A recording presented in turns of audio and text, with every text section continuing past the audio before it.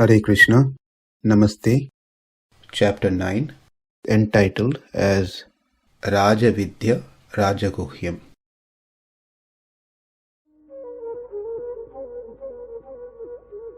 Sloka 1. śrī-bhagavān uvāca idaṁ tu te guhya-tamaṁ pravakṣyāmy anasūyave jñānaṁ vijñāna-sahitaṁ jñātvā mokṣyase śubhāt. Let's see the translation. The Supreme Personality of Godhead said, "My dear Arjuna, because you are never envious of me, I shall impart to you this most confidential knowledge and realization, knowing which you shall be relieved of the miseries of material existence." In other words, when Krishna says you'll be relieved from miseries of material existence, that means you'll be free of any sins. That's the only way one can get freed from the material existence. As long as we have papa punya karma, we will be in this material world.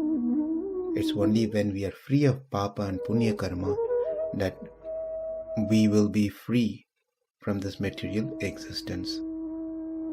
What Krishna is saying here is that he is going to impart a knowledge to Arjuna who is not envious, who is ready to hear the glories, who heard Krishna's glories already and ready to hear further with great eagerness.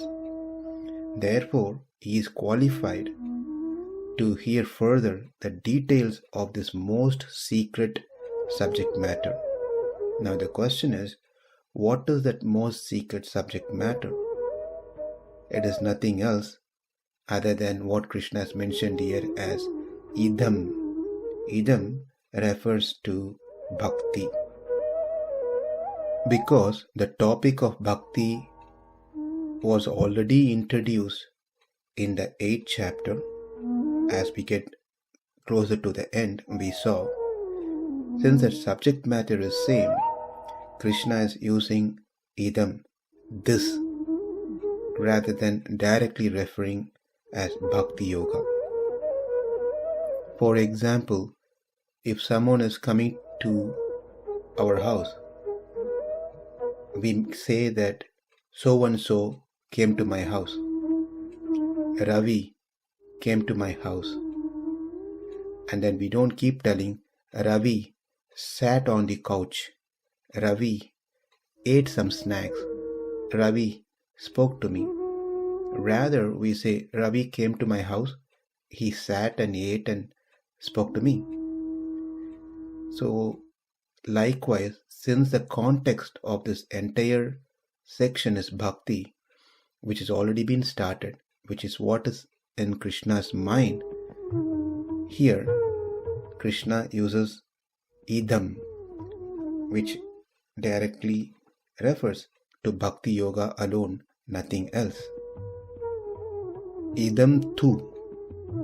The term tu is significant here because this, that is idaṁ, bhakti yoga, tu meaning superior to whatever so far the knowledge that you received, which means karma yoga and jnana yoga.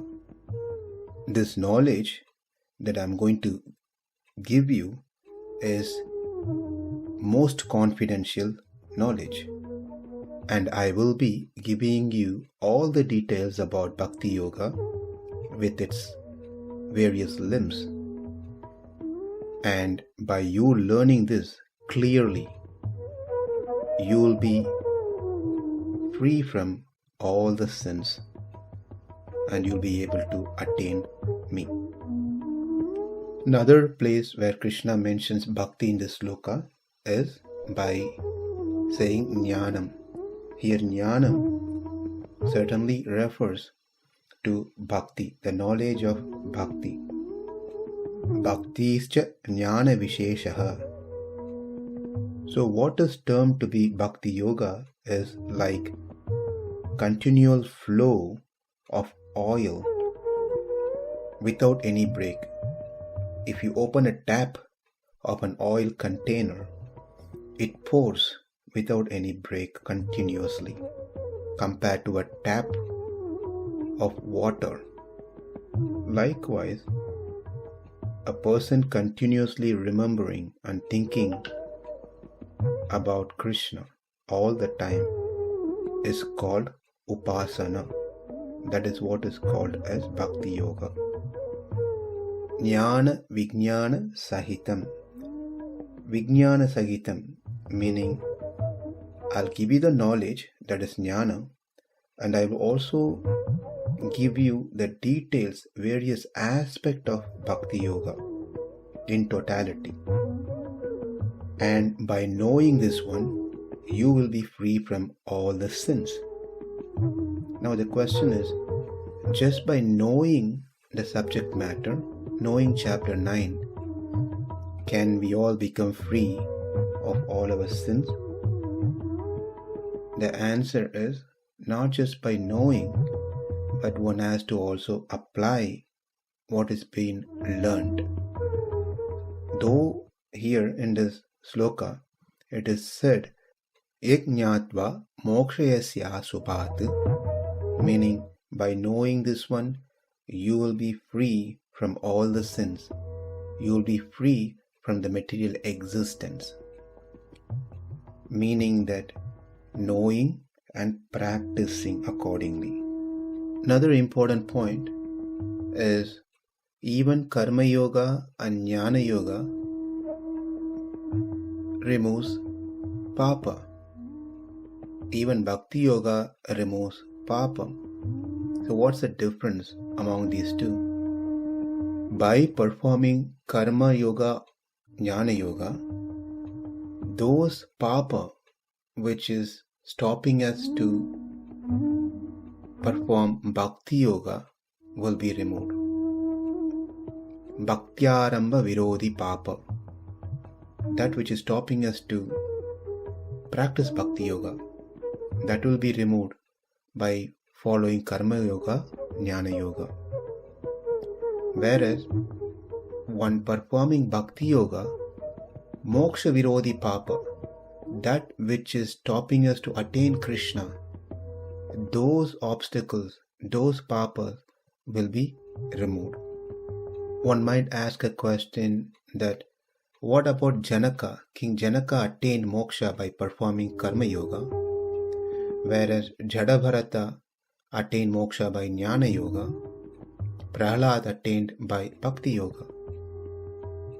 The way that we should understand is that by performing karma yoga, which led one to bhakti yoga and then attain moksha. By performing jnana yoga, that leads one to bhakti yoga and then attains moksha. Otherwise, karma yoga or jnana yoga cannot by themselves give moksha. It is only through bhakti, bhaktya tu ananya sakyaha, that one can attain Krishna. Only through bhakti yoga. There is no other means.